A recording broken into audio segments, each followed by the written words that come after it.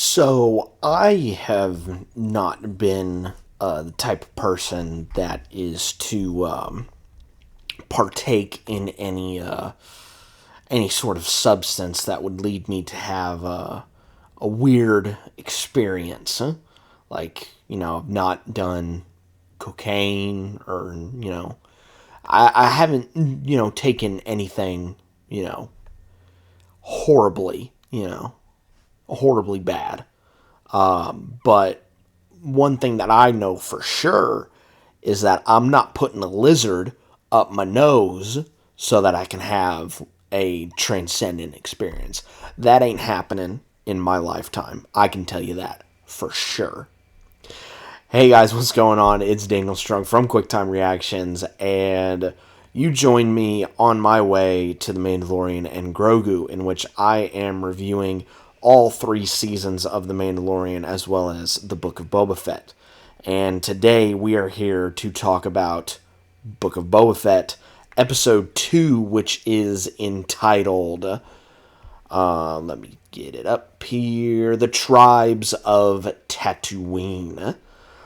This episode was directed by Steph Green and was written by Jon Favreau. Wanted to do my research on Steph Green because I did not know if I knew any of her work. And in doing my research, I saw that, yes, I at least know of the shows that she has done. Like, of course, she directed an episode of Book of Boba Fett. She directed an episode of the Watchmen TV series. She directed an episode of Luke Cage when it was on Netflix. She directed a couple episodes of The Americans, the show that was on FX. And she did stick with Star Wars after doing Book of Boba Fett. She did a couple of episodes of Ahsoka. So, that's a little factoid for you. But in this episode, Boba is dealing with several forces. He is thinking that the town does not respect him and his rule. Meanwhile, there are challengers to his throne that bring in a lot of heavy firepower. Meanwhile, back in the past, Boba is also trying to learn under the ways of the Tusken Raiders when a different type of threat that he is facing in the present is seeking harm on the tribe. So will he be able to solve his problem in the past? We'll have to wait and see. But again, I really dug this episode. Like, rewatching this series has rekindled a lot of the thoughts that I had back then when I was hearing people say, like, oh, this show's not any good. Well, I have several reasons, and mainly in this episode, why I think that this show is a lot better than people think. So to start off, Fennec brings in the assassin that she caught last episode, and they're trying to get information out of him. But he is an assassin from the Order of the Night Wind. So, yeah, good luck trying to get any information out of him. But they do have one ace up their sleeve. They do have the Rancor pit. So they send him into that Rancor pit, and then he talks. He says, the mayor sent us. It was the mayor. Alright, just let me go. And, of course, we all knew that the Rancor pit was empty. There wasn't a Rancor in there. Luke killed that off in Return of the Jedi. There was no Rancor in the pit. So they end up bringing the assassin to City Hall of Mos Espa, and I absolutely love the clerk at the desk who's like, name, and it's like, Boba's just like, you know exactly who I am. I'm here to return one of the mayor's little pets for him. And the guy's like, okay, Boba Fett. Well, I don't see you have an appointment with us. And it's just like, dude, can you please read the room? I know you're just trying to do your job, but please read the room. But the major domo for the mayor comes in and says, well, as much as, we would like for you to visit with our mayor, he's a bit preoccupied. Boba's not having any of that. He barges behind the desk, opens the door, and immediately goes in front of the mayor, which, little factoid for you, the mayor, which again is named Mok Shaiz, is voiced by the series creator himself, Robertrodriguez. And, the mayor immediately knows who the assassins are, or who the assassin works for, and then shoots him dead. And the mayor passes it off like, oh, thank you for bringing this assassin in. I will award you for bringing him in. A little commission for you, bounty hunter, showing that the mayor does not respect Boba at all, and tells him, why don't you go over to the sanctuary and see what the problem might be. It's of course Boba, Fennec, and the Gamorreans head over to the sanctuary and talk with Garza, and she says that the twins are actually laying claim to the seat that Boba sits on. And then, of course, we see the twins arrive on their litter, and I might be wrong about this, but I feel like I'm 80% sure that I'm right on this. I believe that these huts are the same huts that we see in Mandalorian and Grogu. I'm pretty sure that they're the exact same huts. I may be wrong on that, but I think these are the same huts that we see in Mando and Grogu. I think. But, of course, Boba's not going to listen to anything that they say, because, Jabba died, Bib Fortuna took over, and then I killed Bib. So the seat's mine. So if you're going to want that seat, you're going to have to kill me. Well, the Hutts have something up their sleeve that might be able to do that. This tall freaking Wookiee who's got like dreads in the back, got a big freaking gun, armored to the gills.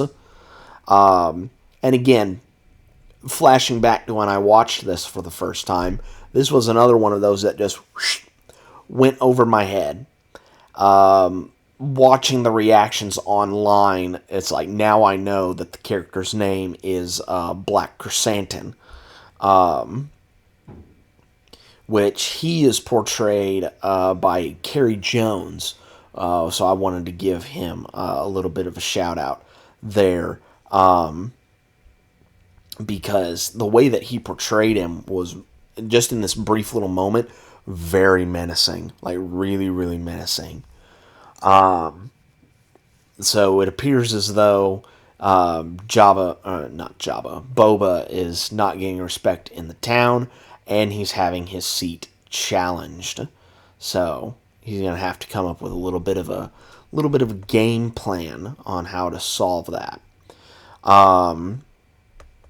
We then flash back to when he was with the Tusken Raiders, learning the ways of fighting with a gaffy stick. When we see a maglev train sweep across the Dune Sea and just taking out Tusken Raiders left, right, and center. And so you understand that this has been a problem for them for at least a little while. And so Boba now makes it his mission to try and stop this train, to help them out, because, well, they helped him out and so it only makes sense for him to return the favor. He asks for a gaffy stick and a rifle, and that he would be back by morning. Because he had noticed that Nikto gang, and with their speeders, sweeping across the desert. And so he figured that might help us out. And so he finds where they stopped at, a little canteen in a small little town. They're ravaging the place.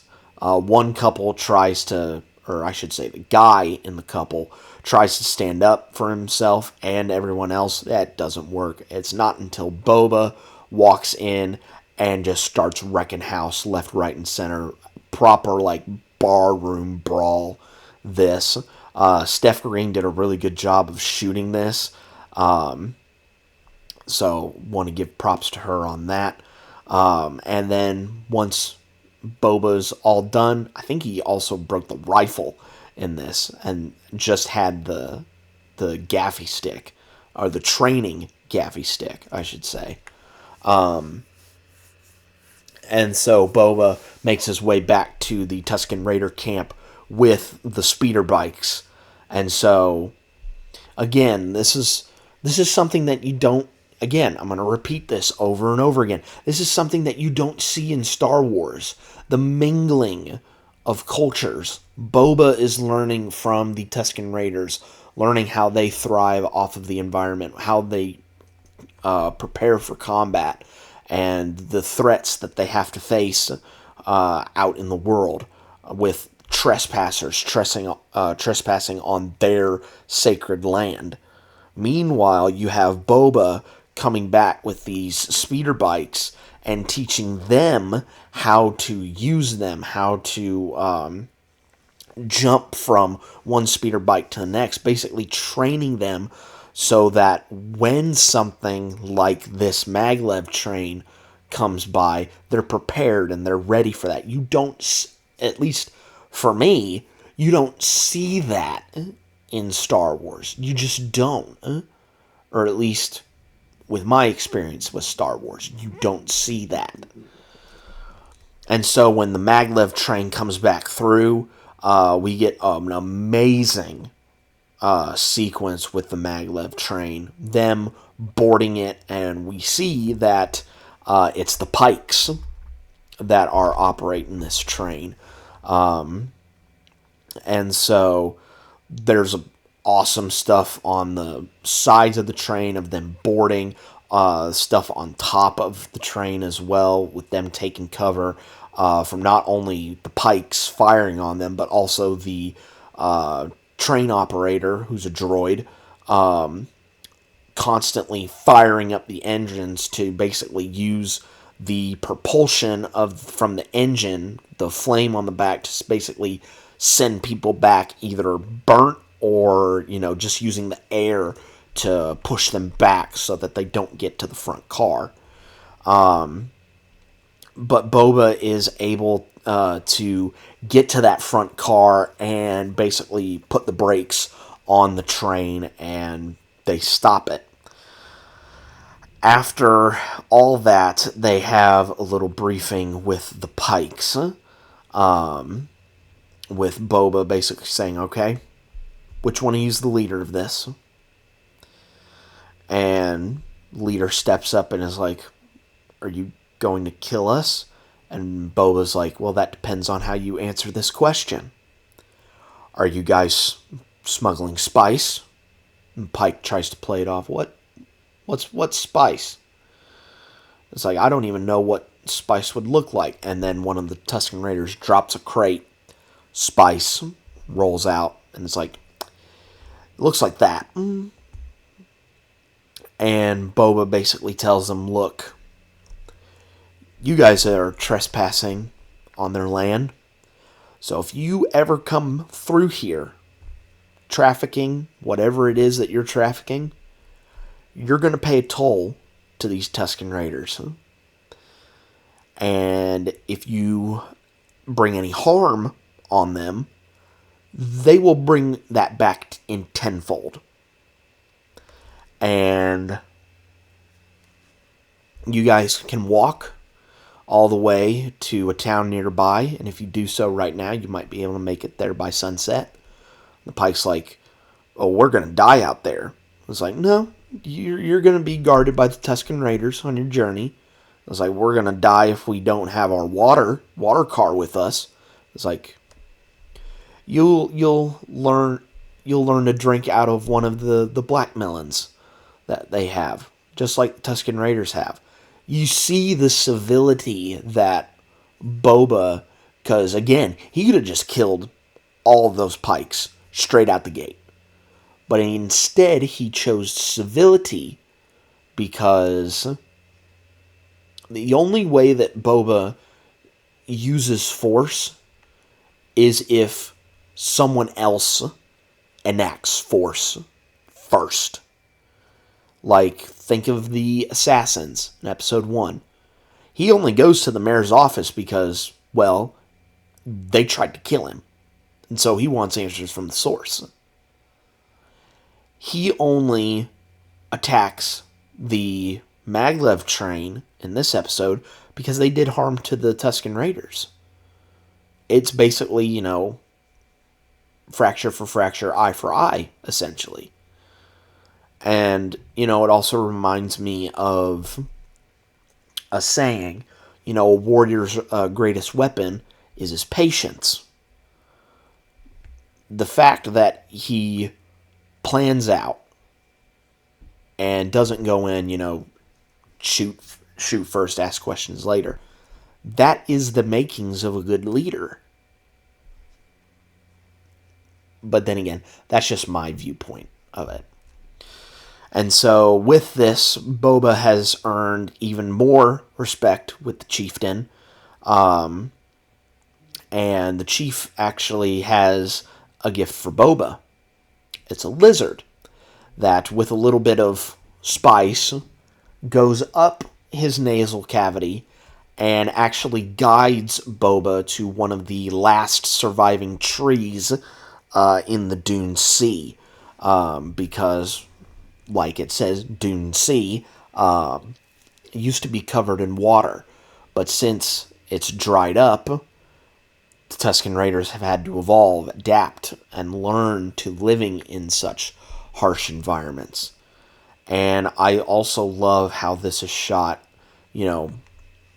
very, I don't want to say trippy, because there's nothing, like, trippy about it, but it's just, like, you get some shots of, like, Boba stumbling through the desert, and you see flashes of him in his armor. You see him as a kid back on Camino, and you see the Slave One take off. You see him get enraptured in the tree, and it immediately brings him back to the Sarlacc pit. It's just really, really good stuff. In the end, though, he does break his way out, but actually he ends up breaking off a branch from that tree, which he brings back to the village so that he can make his own gaffy stick. And so we see him get suited up in the Tusken Raider garb, all these cloths. Again, think of the contrast between the suit up in episode 1, which is cool, absolutely awesome, putting on the Mandalorian armor, that's cool. But this is different.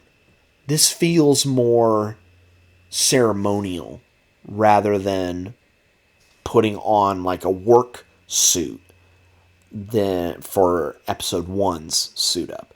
This feels ceremonial here. And so Boba goes, and you actually get to see how the gaffy stick is made. Basically, it reminds me of the surfboard making scene in Surf's Up, which I know that's a random movie to pull for this, but hear me out here, where you see Boba learn how to craft this weapon and actually combine metal to kind of reinforce it. You see how it gets reinforced with metal, and add the sharp spear at the end of it. You get to see how the weapon is crafted. which is very similar to how the surfboard is created in Surf's Up. You see, I forget the main character's name, but you see him, create it, and he just rushes through it. But when he actually takes his time to, like, feel it out, that's when the board is actually good. And then at the end, they have a big fire dance ceremony to kind of cap everything off. Which, again, I must reiterate this point. The maglev sequence, him making the gaffy stick, and then that fire dance ceremony at the end. When have we seen that in Star Wars? Like, I know we had the Ewok celebration at the end of Return of the Jedi. But again, where have we seen this stuff before? To me, not ever. We have never seen anything like this in Star Wars. So to me, that makes it interesting and not just like, oh, we can just like scrub that off. Like, this is boring. No, this is interesting. This is some interesting stuff. You're learning about these characters that you only had like maybe surface level information about. You're learning about their culture, how they thrive off the land, and then the cooperation that happens between them and Boba to kind of help solve a common threat in this episode, at least in the flashback portions of it. Like, that's interesting. And it shapes how Boba leads in the present. I don't know. That may be just how I feel about it. But, I could be a loner in this. But that is my review of Book of Boba Fett Episode 2. I'm absolutely falling in love again, rewatching this show. It's been an absolute joy so far, and I cannot wait to get to watching Episode 3. I've had such a fun time so far, and I know it's only going to get better. But until then, guys, be safe out there, and remember, when forging something, you have to be precise about it. Any sort of imperfection in it, and it's just going to crumble. So take it nice, low, and slow whenever you guys are forging your weapon of choice. I will catch you guys next time.